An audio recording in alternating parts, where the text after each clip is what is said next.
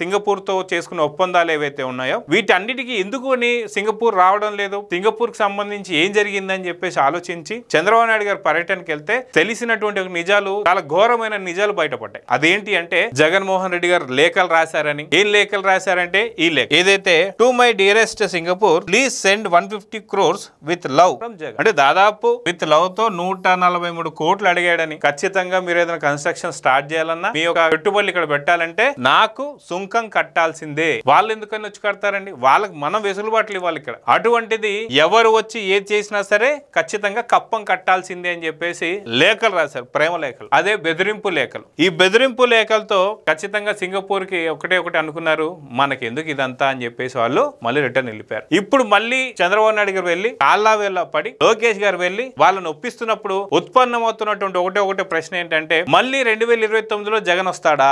లేదు, ఆ భూతాన్ని మేము గాజు సీసాలో బంధించి పెట్టాము, దాన్ని అతి తొందరలోనే భూస్థాపితం చేయబోతున్నాము అని చెప్పేసి అన్నారు. అంటే వీళ్ళు తొయ్యబోతున్నాము అని చెప్పేసి. Please subscribe to Leo news for more videos.